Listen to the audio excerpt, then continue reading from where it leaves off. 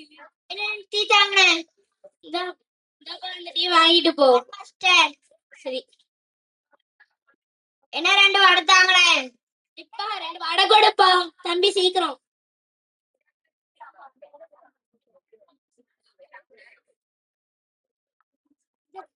2 இட்லி தாங்களே. என்ன எப்பா 2 இட்லி கேட்டுப்பா.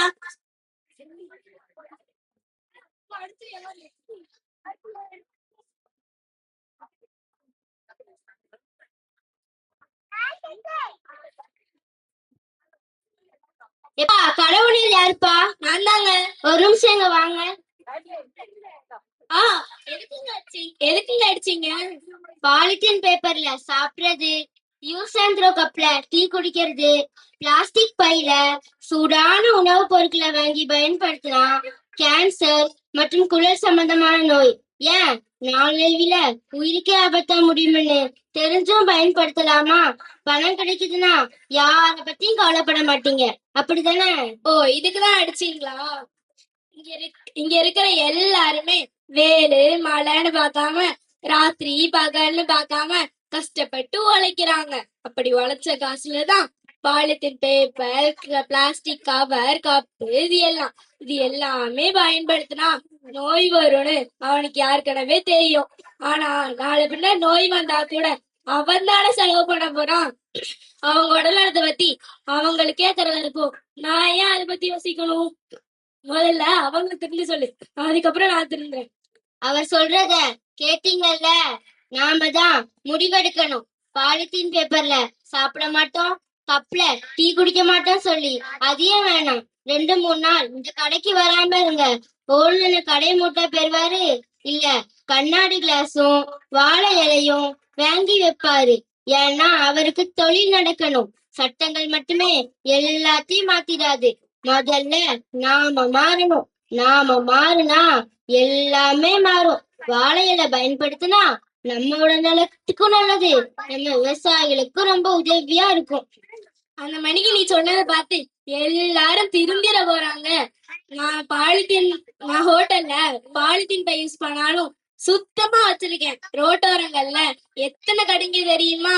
சாக்கடைக்கு பக்கத்துலயும் குப்பமேட்டுக்கு பக்கத்துலயும் இருக்குது. அந்த கடைங்கள்ல இவங்க சாப்பிடுறது மட்டும் இல்லாம இவங்க குழந்தைங்களுக்கும் கூட வாங்கி கொடுக்குறாங்க. அவங்க உடல்நலத்தை பத்தி அவங்களுக்கே தெரியல. இப்போ நான் ஏன் அதை பத்தி யோசிக்கணும்? இவங்க எல்லாம் இப்படி இருந்தா மட்டும்தான் நான் பணம் சம்பாதிக்க முடியும்.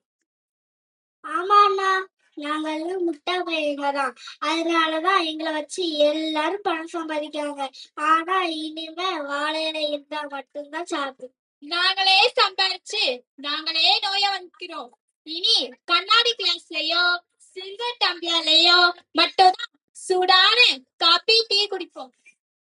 நீங்க எல்லாரும் மாறினா நானும் மாறதான் போறேன். உங்களை நம்பி தானே கடை வச்சிருக்கோம். நாம நினைச்சா எல்லாத்தையும் மாத்திரலாம்.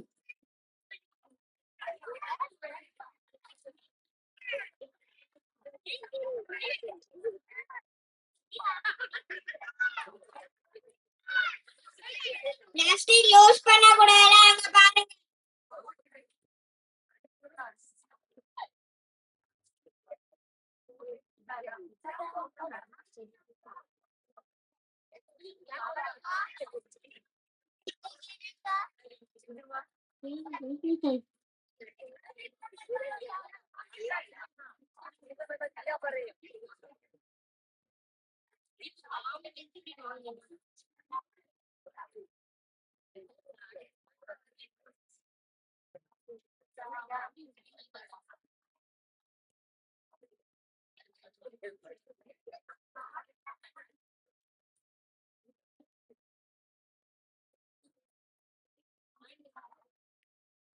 என்னம்மா கையில துணி பையெல்லாம் வச்சிருக்க?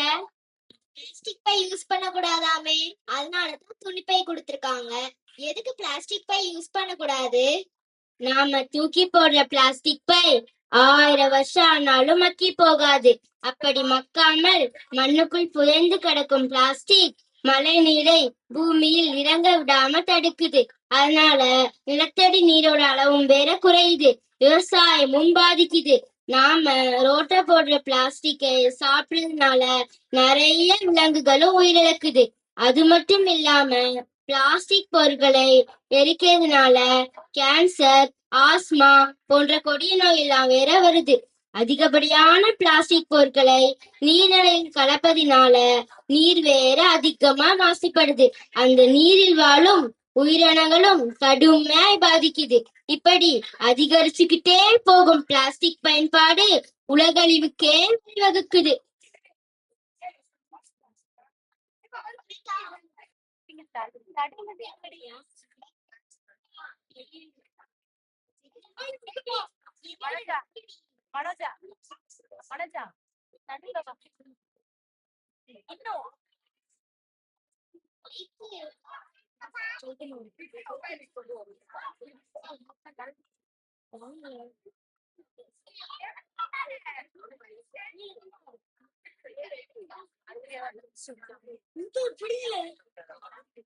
ஜனவரி 1, 2017 50 மைக்ரானுக்கு கீழே உள்ள பிளாஸ்டிக் பை, பாலித்தீன் பை, பிளாஸ்டிக் கப் போன்றவை கண்டிப்பான முறையில் தடை செய்யப்பட்டுள்ளது. இதற்கு மாற்றாக துணிப்பை, சணல் பை, காகித பைகளை பயன்படுத்துமாறு பணிவுடன் கேட்டுக்கொள்ளப்படுகிறோம். பிளாஸ்டிக் பைகளை தவிர்ப்போம். துணிப்பை, சணல் பை, காகித பைகளை கையில் எடுப்போம். தேங்க்யூ.